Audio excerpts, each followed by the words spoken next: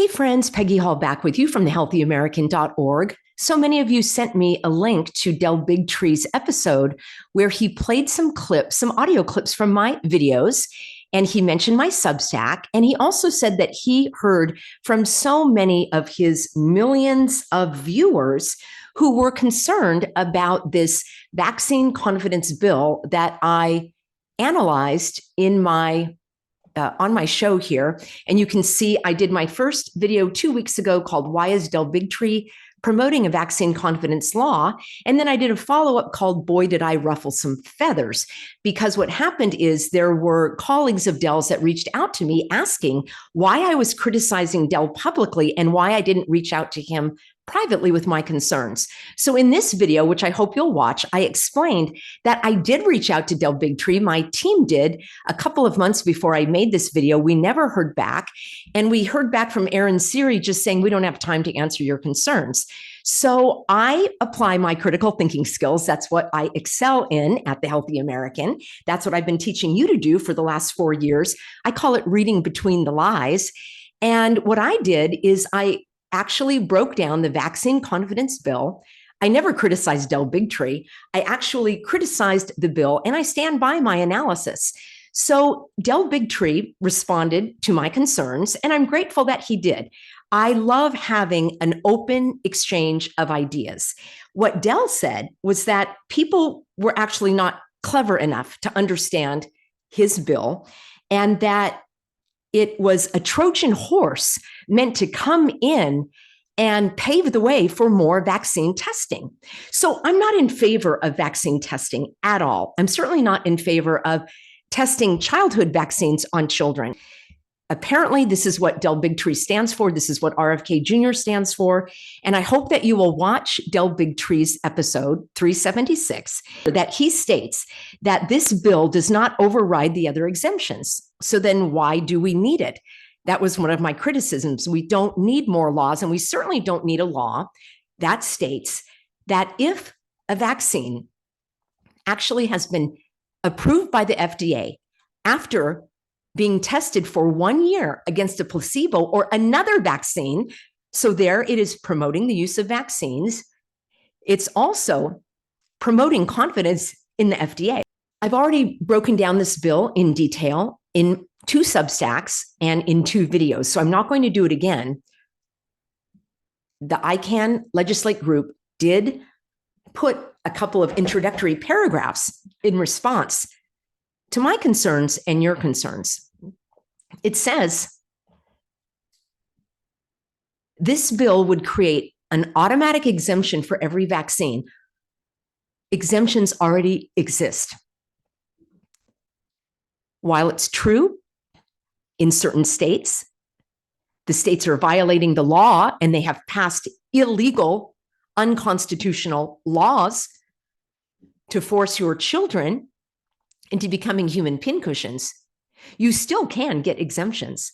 And I have helped hundreds of thousands of people stand up for their rights and not consent to these illegal requirements.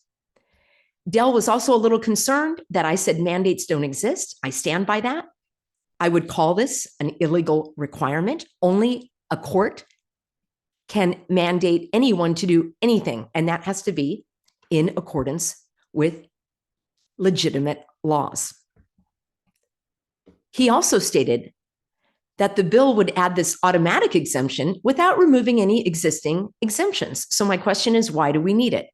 Especially a bill that has language that says there are no exemptions if the vaccine has been approved by the FDA. I want you to listen to this carefully. What this bill actually states is that there is no exemption for any vaccines that have been approved by the FDA after they have been evaluated for safety for at least 1 year. Okay, there's nothing mentioned about efficacy. And then it says that they have been tested against a control group with either a placebo or another vaccine. Thus, the bill is promoting the use of vaccines. I categorically am in opposition to that.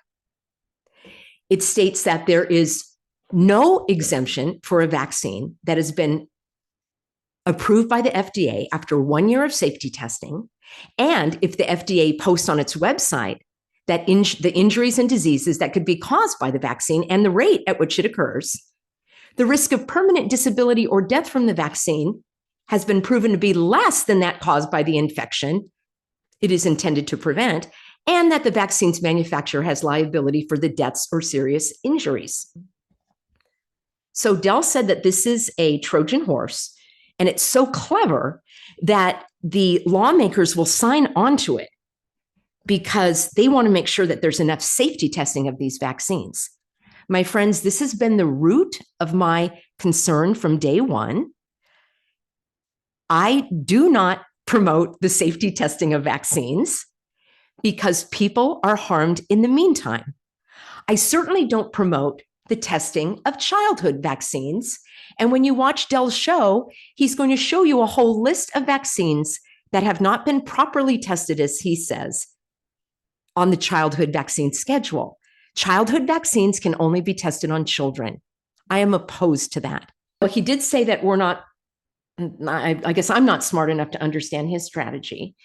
And then he states more than once, especially at around the 41-minute mark, that there are other vaccines that didn't go through proper safety trials. Okay, I don't care for this push for the safety testing of vaccines. How do you make poison safe? Then he said that around the 42-minute mark that the lawmakers know that confidence in vaccines has dropped. And that's why he has a bill called Increasing Confidence in Vaccines. And then he says that the lawmakers, he actually said, sure, they believe in all the other vaccines. Okay, I don't like these phrases either. It's like a subliminal putting it out there. I don't believe in the other ones, and I don't know that the lawmakers believe in the other ones. Around the 42-minute mark, again, he talks about they need to be properly tested. Around the 43-minute mark, again, he speaks of safety testing. Around the 44-minute mark, he talks about safety testing again. So he wants safe vaccines, and I don't. I want my message, which has been out there for the last several years, that you have a right of no consent. It doesn't matter if they're safe. That's not the issue. The issue is that there can be no requirement or mandate, as Dell likes to call it.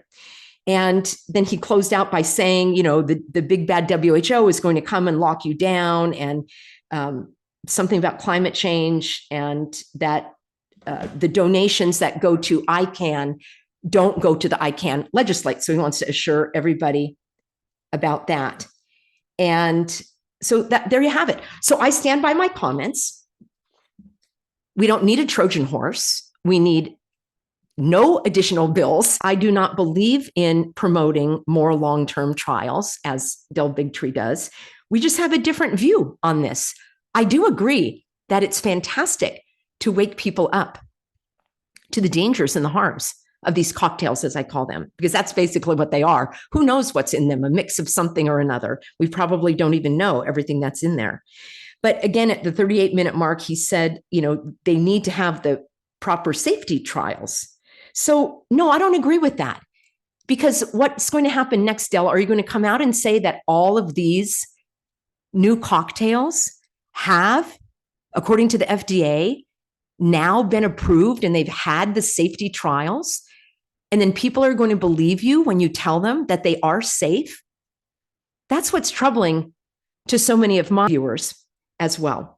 So let's continue the conversation, shall we? I love that more and more people are waking up to the harms of these cocktails. And more importantly, more and more people are understanding the concept of no consent, that the government has no right, the employer has no right, the schools have no right, your doctor has no right, certainly the WHO has no right to inflict any unwanted medical intervention upon anyone.